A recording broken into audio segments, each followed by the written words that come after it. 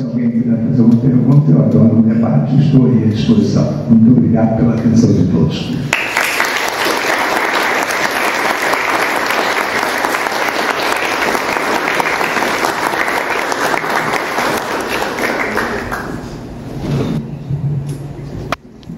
Eu quero fazer algumas observações sobre essa visita do Dr. Gastão Reis, com vários comentários que são interessantes, detalhes, etc. Mas no início, as projeções apareceu um slide, todo poder emana do povo, está lá. Não. Todo poder emana de Deus, não do povo. O poder é uma derivação do poder de Deus. Isso pode ser para o tribunal, eleita, mas ele tem que respeitar a Deus nosso Senhor, que são várias da marinha do Estado laico, são dogmas do Estado laico, e nós não podemos cair nos mesmos erros e nos levar à República. Na monarquia, na Constituição monárquica, se reconhecia a maioria de Deus. Na República, foi abolido. Abolismo aceita, exatamente positivista, e afirmava que essa lei de Deus. Não se existe a lei natural. A lei natural é aquela que demanda do próprio Deus, aquele que resulta da própria forma do próprio Deus na redação. Por exemplo, são direitos que não são direitos otorgados pelo Estado. O direito à vida, o direito à construção de família, o direito à educação dos filhos, o direito ao trabalho, o direito ao justo familiar, o direito à propriedade, são direitos naturais que antecedem o Estado. Antecedem o Estado porque resultam, emanam da própria boa forma que posso cuidar da criação. Eu costumo dizer, o pessoal ficou um pouco chocado no primeiro momento, mas eu garanto que todos vão ter um choque. Mas eu sustento. Um dos grandes erros do Brasil atual é o Ministério da Educação. Por quê? Porque a educação, o Ministério da Educação, usurpa um dos mais sagrados direitos da família, que é a educação dos filhos. No Brasil não havia Ministério da Educação, até 1930. O Getúlio, com uma mentalidade fascista, e criou o Ministério da Educação para que o Estado faça a cabeça das crianças. Exatamente como foi na União Soviética, quando país comunista, etc. Não havia Ministério da Educação. Havia o Ministério da Instrução.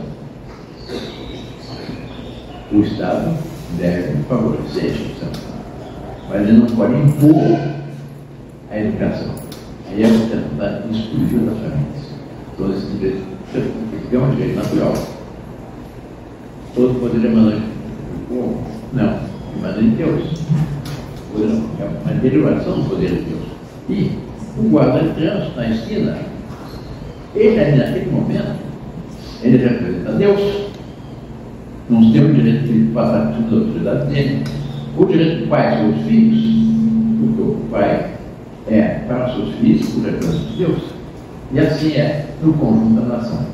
Uma das grandes virtudes da monarquia era exatamente essa, que era a Gastão, como a gente ressaltou, que a monarquia criava a nação. A consciência da nação, antes de mais nada, é uma grande família com destino comum a realizar. De onde emana um clima psicológico que tende a estimular a qualidade do povo e a legitimação dependente, exatamente como a família apresenta o pai ou a mãe, estimula as qualidades dos filhos e inibe as suas travessuras. São atitudes naturais que é preciso considerar. Agora, hoje, esse Estado, na verdade, positivo, acha que o Estado tem de cima para baixo absolutamente tudo. Não. Os que estudam direito, advogados, advocação, eu, vários aqui presentes, sabem. Não sei se ainda hoje se ensina isso nas faculdades, mas quando eu estudei direito, uma das primeiras coisas que eu aprendi nas aulas de todos os anos do direito é o princípio plurimanex péssima res pública. Quanto maior o número de leis, pior a coisa pública. Mas não é necessário que o Estado esteja querendo regular absolutamente tudo. É preciso criar um clima psicológico semelhante à nossa família. que um bom pai faz? E o que o imperador fazia? O bom pai, o amigo, ele discerne as qualidades dos filhos, ele estimula as suas qualidades, ele protege nas suas debilidades e ele afetuosamente corrige os seus erros. Era assim que agia Dom Pedro II. Eu dou um exemplo. Dom Pedro II morava na Boa Vista e vinha a missa aqui na Catedral, aqui perto. Certa vez, ele veio com a sua carruagem, assistiu a missa e na volta, passando junto ao pé do porto, percebeu que havia uma chave esquecida na porta. Era um domingo. Chave que tem uma chave grande, não é só uma chave de 500 atuais. Parou a carruagem, desceu, trancou e pôs a chave no bolso. No dia seguinte, ele chamou o encarregado da chave que era no bolso, que era polícia, que era pequena, ele ia dar frequência, etc.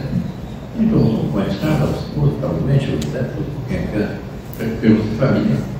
E depois perguntou, hoje, como está o zero trabalho?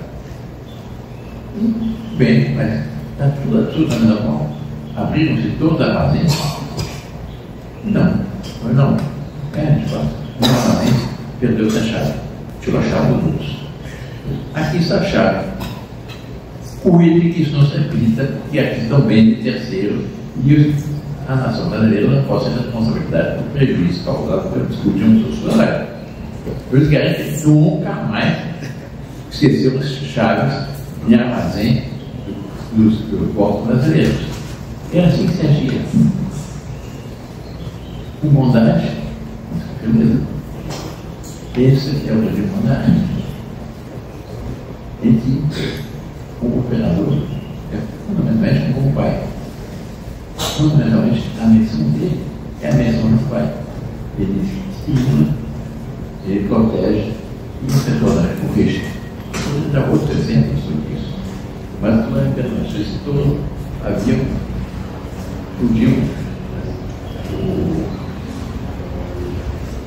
qualquer pessoa podia ser recebido no Brasil. O Palácio. Aliás, Versailles, Luís XIV, o Rei do Sol, etc. O poder absoluto. Não tem nada a ver com o poder absoluto. O poder absoluto tem um presidente hoje. Para Versailles, qualquer pessoa podia entrar no Palácio de Versailles qualquer dia da semana. Só havia uma condição. Se fosse um homem, tinha que ter uma palacita. Então havia uma boutique na porta de Versailles em que as pessoas, camponeiro, coisas assim, podiam alugar uma espada velha, soldados aposentados, na entrada do Palácio de Versailles. Hoje, desde a entrada desse tamanho, o Palácio da República não é. Assim, a vida é de exemplos. Está vendo? É uma mentalidade, é um modo de ser muito mais do que o regime foi amado com tantos artigos na Constituição, etc. É um pouco daquilo. Não são sérios. Pluriparlamentarios, péssima república. Hoje, o próprio Papa Bento XVI, no encíclica, deu.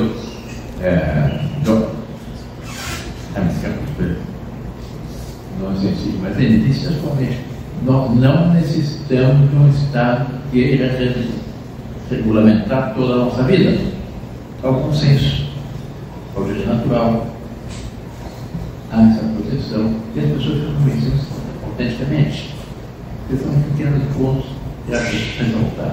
Sobre o Império, a coisa interessante, só a questão do conceito de Estado. Depois eu vou fazer um comentário sobre o que eu disse,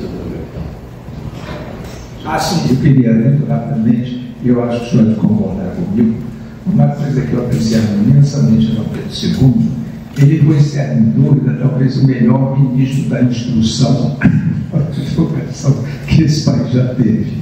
Todos aqui sabem da frequência com que ele se dirigia, não só aqui no Colégio Pedro II, quanto em qualquer outro lugar. A primeira visita que ele fazia era nas escolas.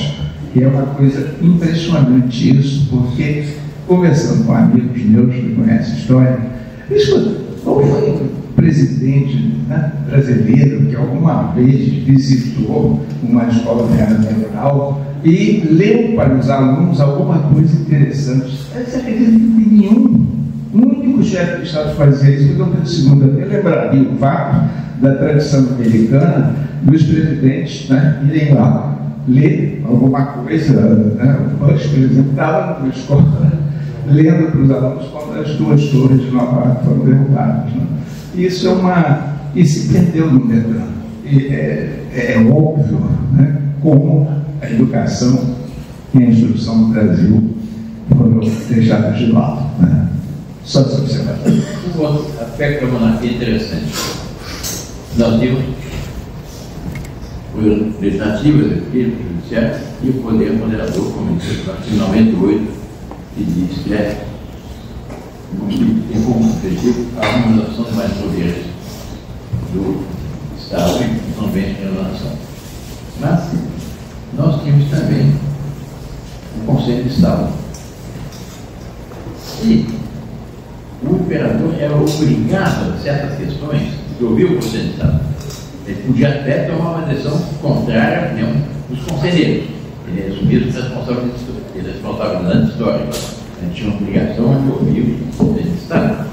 Então, as pessoas políticas têm uma complementaridade desses vários aspectos, mas sempre respeitando a boa ordem, pós-organização, as coisas que o Estado. A questão de bom senso não é uma coisa cerebrina. Napoleão, que a meu ver foi um grande canalha, mas impôs uma tirania e na ponta das baionetas o Código Napoleônico do resto da Europa, incluiu abolir uma série de direitos, etc. Mas ele diz a educação de uma pessoa que começa 100 anos antes do seu nascimento. Ele diz também que pena que eu não seja bisneto de mim mesmo. Ele disse que ele não tem cidade. E quando ele cai como? Ninguém ficou saudando Napoleão.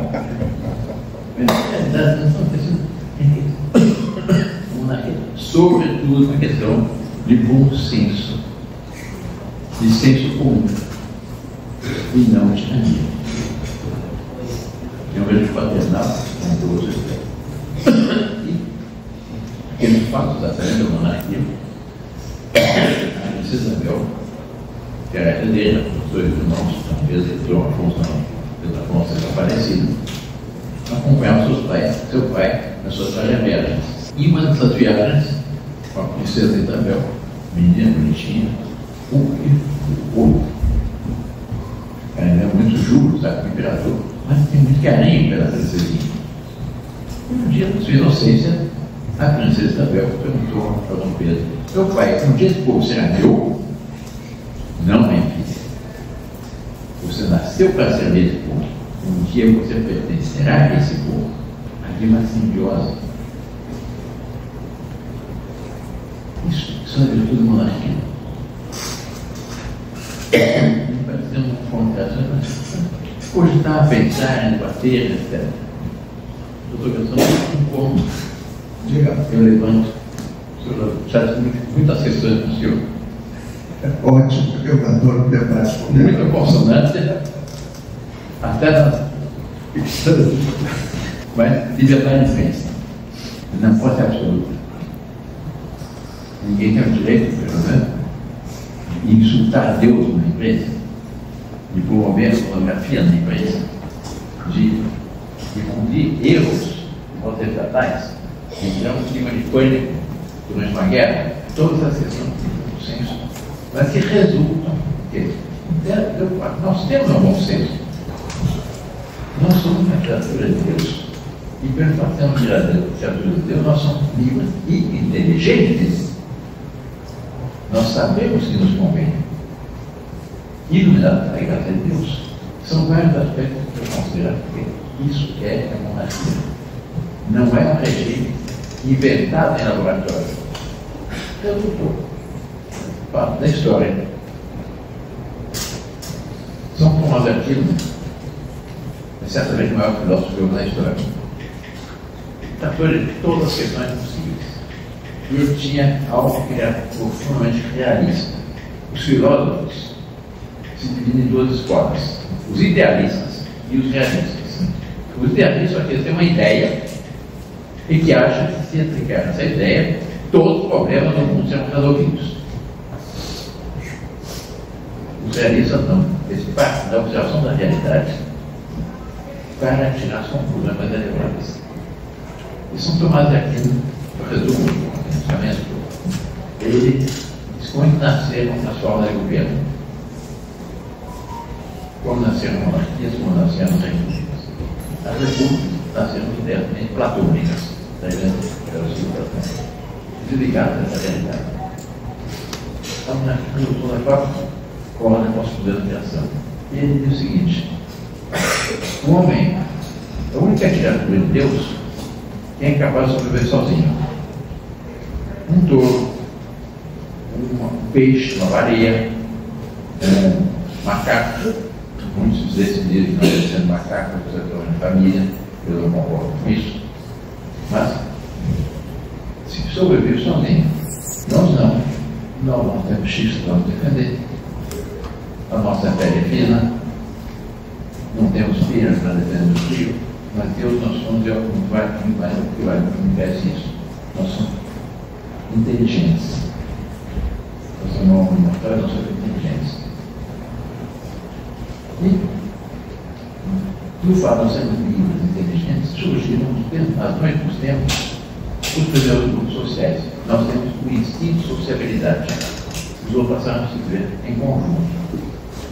E um apoiar o outro.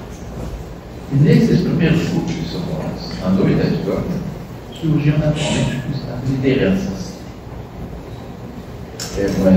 Mais forte, mais sábio, mais capaz, fosse.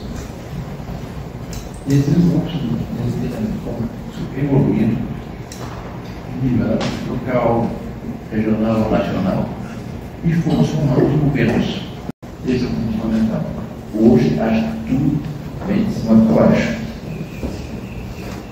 Leis, impostos, regulamentos, etc. O governo, todos os regulamentos que existem, nós vivemos uma caixa de uma camisa de fogo seria deputada. Um controle do Estado sobre tudo. Todas as compras que eu faço pelo cartão de crédito, porque eu não faz mais nada sem cartão de crédito, o Estado fica sabendo. Nas estradas, passo os radar, o Estado está fazendo todo lugar que eu passei. De repente, até vem multas astronômicas. No lugar todo capacete, eu recebi uma multa assim, graças a Deus. Eu conheci uma pessoa, o governo, teve bom senso, não tinha confiança não, porque eu tenho um carro, aquele negócio, conectar, passou no radar, assim, automaticamente registra tudo. De repente, no lugar, 300 e poucos quilômetros de São Paulo, eu nunca fui, vi uma multa de R$1.500. Porque ultrapassaram em faixa vermelha, em faixa amarela, na curva, lá. Não é uma república? Recurso indeferível.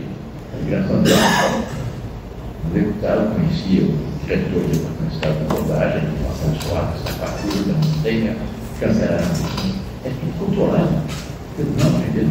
O Estado nos controla, nós não temos. Nos acostumamos a esse Estado. Isso não é normal. Nós devemos ver a santa liberdade dos filhos de Deus. É o que havia antigamente. Nesse regime essencialmente familiar. E assim era a monarquia do Campo II, assim foi a monarquia dos Devoções Iniciais, São Luís de França, todos os grandes reis que nos inspiram, para formar uma mentalidade monárquica. A monarquia se torna uma mentalidade, mais do que uma instituição concreta, resultante da lei de uma Constituição. Bom, são pequenos pontos para que pensem, conversem em família, debatem, porque disso surge exatamente a força de uma ideia, a força de uma